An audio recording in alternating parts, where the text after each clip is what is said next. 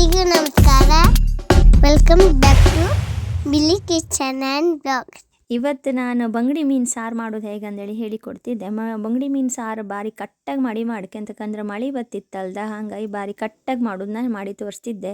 ಇಲ್ಲೊಂದು 10-12 ಮೆಣಸಿನ ಕೋಡನ್ನ ತಕ್ಕೊಂಡು ಈ ರೀತಿ ಹೊರ್ಕಣಕ್ಕೆ ಚಂದ ಮಾಡಿ ಹೊರ್ಕಣಕ್ಕೆ ಅಂದ್ರೆ ಅದು ಗರಿ ಗರಿ ಆಯ್ಕೆ ಸ್ವಲ್ಪ ತೆಂಗಿನ ಎಣ್ಣೆ ಹಾಯ್ಕೊಂಡು ಹುರ್ಕೊಂಡ್ರೆ ಅದು ಲಾಯ್ಕ್ ಘಮ ಬರ್ತದೆ. ಪರಿಮಳ ಲಾಯ್ಕ್ ಬಂದರೆ ಮೀನು ಸಾರು ಲಾಯ್ಕ್ ಬರ್ತದೆ ಅಂದೇಳಿ ಹಾಗಾಗಿ ಚಂದ ಮಾಡಿ ಹೊರ್ಕಣಿ ಗರಿ ಗರಿ ಆಯ್ಕದು.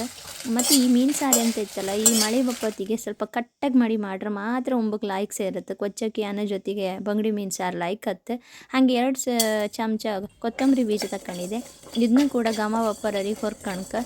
ಇವೆಲ್ಲ ಈಗ ಎಣ್ಣೆ ಹಾಕಂದಿಲ್ಲ, ನಾವು ಆಲ್ರೆಡಿ ಮೆಣಸಿನ ಕೋಡು ಹೊರೋತಿಗೆ ಹಾಕಿತ್ತಲ್ಲ, ಹಾಗಾಗಿ ಈಗ ಜೀರಿಗೆ 1 ಚಮಚ ಹಾಕ್ಕೊಂಡು ಇದನ್ನು ಕೂಡ ಚಂದ ಮಾಡಿ ಹೊರ್ಕಣಕ್ಕೆ.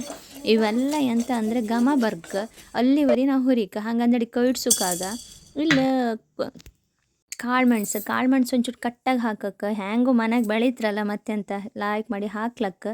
ಹಾಗೆ ನಾನು ಇಲ್ಲ ಒಂದು ಸ್ವಲ್ಪ ಅಜ್ವೈನದ ಕಾಳನ್ನ ಹಾಕಿದೆ. ಇದನ್ನು ಚೂರು ಹಾಕ್ರೆ ಸಾಕು, ಹೆಚ್ಚು ಹಾಕ್ರೆ ವಾಸನೆ ಬರ್ತದೆ ಇದು, ಮತ್ತು ಹೀಟು ಕೂಡ ಹೌದು, ಹಾಗೆ ಹೆಚ್ಚು ಹಾಕೋದಂತ ಬೇಡ. ಇಲ್ಲೊಂದು ಸ್ವಲ್ಪ 1/4 ಚಮಚದಷ್ಟು ಮೆಂತ್ಯ ಹಾಕ್ಕೊಂಡಿದೆ. ಇದೊಂಚೂರು ಲಾಯ್ಕ್ ಮಾಡಿ ಹೊರ್ಕಣ್ಕೆ ಕಳ್ಸೋಕ್ಕಾಗ ಅಷ್ಟೇ. ನಾನು ಇಲ್ಲೊಂದು 2 ನೀರುಳ್ಳಿ ತಗೊಂಡು ಇದನ್ನು ಹುರ್ಕೊಂತಿದ್ದೆ. ಇದರಲ್ಲಿ ನಾನು ಸ್ವಲ್ಪ ಎಂತ ಅಂದರೆ 2 ನೀರುಳ್ಳಿಗೆ ಅರ್ಧ ಮಾತ್ರ ಹಾಕಿದೆ, ಇನ್ನು ಅರ್ಧ ಅಂದರೆ 1 ನೀರುಳ್ಳಿ ಇದಕ್ಕೆ ಹಾಕಿದೆ ರುಬ್ಬಕ್ಕೆ, ಇನ್ನು 1 ನೀರುಳ್ಳಿನ ನಾನು ಹಾಗೆ ಸಾರಿಗೆ ಹಾಕ್ತೆ. ಹಾಗೆ ಇಲ್ಲಿ ಬೆಳ್ಳುಳ್ಳಿಯನ್ನು ಕಟ್ ಮಾಡ್ಕೊಂಡು ಅದನ್ನೂ ಹಾಕ್ಕೊಂಡಿದ್ದೆ. ಇಲ್ಲ ಸ್ವಲ್ಪ ಹುಣಸೆ ಹಣ್ಣನ್ನು ನೆನೆಸಿಟ್ಕೊಂಡಿದ್ದೆ, ಅಂದರೆ ಅದು ಒಂದರ ಹುಳಿ ಬಿಡ್ಕಂದೇಳಿ ಮೆತ್ತಗಾಯ್ಲಿ ಅಂದ. ಹಾಗೆ ಟೊಮ್ಯಾಟೊ, ಈರುಳ್ಳಿ, ಹಸಿಮೆಣ್ಸಿನ್ಕಾಯಿ ಮತ್ತು ಶುಂಠಿ ಅಂತ ತಗೊಂಡಿದ್ದೆ.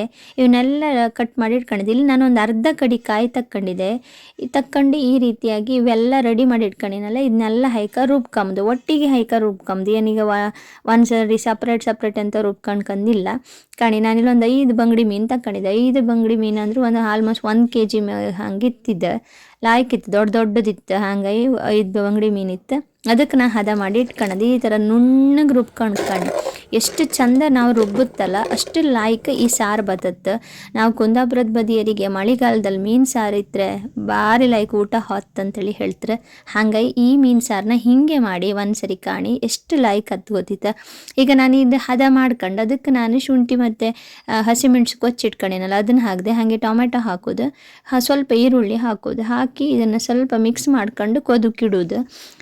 ಮೀನು ಸಾರೆಲ್ಲ ಮಾಡೋತ್ತಿಗೆ ಮೀನು ಸಾರು ಏನಿತ್ತಲ್ಲ ಇದಕ್ಕೆ ಫುಲ್ ಕೊದ್ದು 1 ಕೊದಿ ಬಂದ ಮೇಲೆ ಉಪ್ಪು ಹಾಕಿ ಅದಕ್ಕೆ ನಾವು ಮೀನನ್ನ ಹಾಕೋದು. ಈಗ ಒಂಚೂರು ಅರಿಶಿನ ಪುಡಿ ಹಾಕಿದೆ, ನೀವು ಕಾಣ್ತಿದ್ರಿ ಅಲ್ಲ. ಈಗ ಅದೇನಂದರೆ ಕೊದಿತ್ತು. ಈಗ 1 ಕೊದಿ ಬಂದ ಮೇಲೆ ಈಗ ಮೀನು ಹಾಕಕ್ಕೆ, ಮೀನು ಹಾಕಿದ ಮೇಲೆ ಅಳಗಿನ ತಿರ್ಸೋಕ್ಕಿಲ್ಲ, ಅಂದರೆ ಹಿಂಗೆ ಚಿಪ್ ಹಾಕಿ ತಿರ್ಸ್ತಾ ಇಕೊಂಡ್ರೆ ಮೀನು ಒಡೆದೋತ್ತಂತ ಹೇಳಿ ಎಂತ ಮಾಡೋಕ್ಕಿಲ್ಲ. ಈ ರೀತಿ ಮೀನು ಹಾಕೋದು, ಲಾಯ್ಕ್ ಮಾಡಿ ಕೊದಿಸೋದು, ಅದನ್ನು ಅಳಗಿನೇ 1-2 ಸರಿ ಆಚೆ ಈಚೆ ಮಾಡೋದು. ಹೀಗಣಿ ನಾನು ಇದು ಮಾಡ್ತಿದ್ನಲ್ಲ ಈ ರೀತಿ ಅಳಗಿನೇ ತಿರ್ಸೋದು. ಭಾರಿ ಲಾಯ್ಕ್ ಬರ್ತದೆ ಈ ಸಾರಂತೂ. ಎಷ್ಟು ಲಾಯ್ಕ್ ಆತಂತ ಹೇಳ್ರೆ ಮಳೆ ಬತ್ತಿಪ್ಪತ್ತಿಗಂತೂ ಆಹಾ ಊಟ ಹೋದೆ ಗೊತ್ತಿಲ್ಲ, ಅಷ್ಟು ಲಾಯ್ಕ್ ಇರುತ್ತೆ. ಒಂದ್ಸರಿ ಈ ಬಂಗಡಿ ಮೀನು ಸಾರನ್ನ ಮಾಡಿ ಕಾಣಿ, ಹೆಂಗಾಯ್ತಂತ ಹೇಳಿ. ಹಾಗೆ ನಾನು ಮಾಡ್ತಿರುವಂತಹ ರೆಸಿಪಿ ಎಲ್ಲ ನಿಮ್ಗೆ ಇಷ್ಟ ಆಗ್ತಾಯಿದ್ರೆ ಒಂದು ಲೈಕ್ ಮಾಡಿ, ಹಾಗೆ ನನ್ನ ಚಾನಲ್ನ ಸಬ್ಸ್ಕ್ರೈಬ್ ಮಾಡೋದನ್ನ ಮರಿಬೇಡಿ. ಹಾಗೆ ಪಕ್ಕದಲ್ಲಿರುವಂಥ ಬೆಲ್ ಐಕನ್ನ ಕ್ಲಿಕ್ ಮಾಡಿ, ಅಂತಕ್ಕಂದರೆ ನಾನು ಹಾಕ್ತಿಪ್ಪಂಥ ಹೊಸ ವೀಡಿಯೋಗಳು ನಿಮಗೆ ಬೇಗ ಸಿಗುತ್ತೆ. ಹಾಗಾಗಿ ಮತ್ತು ಈ ರೀತಿಯ ಹೆಚ್ಚಿನ ರೆಸಿಪಿಗಳಿಗೆ ನನ್ನ ಚಾನಲ್ನ ಕಾಣ್ತ್ರಿ ಅಲ್ಲ ಎಷ್ಟು ಲಾಯ್ಕ ಕೊದಿತಿತ್ತಂದು ಹೇಳಿ. ಸಾರು ಇಷ್ಟೇ ಚಂದ ಮಾಡಿ ಕೊದಿಸಿ 1-2 ಮೀನು ಹಾಕ್ರ ಮೇಲೆ 1-2-3 ನಿಮಿಷ ಕೊಯ್ಸ್ರೆ ಸಾಕತ್ತು, ಮೀನು ಬೆಂದ್ಕಂತ ಕಾಣ್ತ್ರಿ ಅಲ್ಲ. ಇಷ್ಟು ಲಾಯ್ಕ್ ಬತ್ತು, ನನಗೆ ಈಗಲೇ ಬಾಯ ನೀರು ಬಂದಂಗಿತ್ತು, ಅಷ್ಟು ಲಾಯ್ಕ್ ಆಯ್ತು ಸಾರಂತೂ ಕಟ್ಟಗಾಯಿ ಲಾಯ್ಕ್ ಆಯ್ತು. ನೀವು ಒಂದ್ಸರಿ ಟ್ರೈ ಮಾಡ್ಕಾಣಿ. ನಮ್ಮ ರೆಸಿಪಿ ನಿಮ್ಗೆ ಇಷ್ಟ ಆದರೆ ನನ್ನ ಚಾನಲ್ನ ಸಬ್ಸ್ಕ್ರೈಬ್ ಮಾಡಿ. Thanks for watching.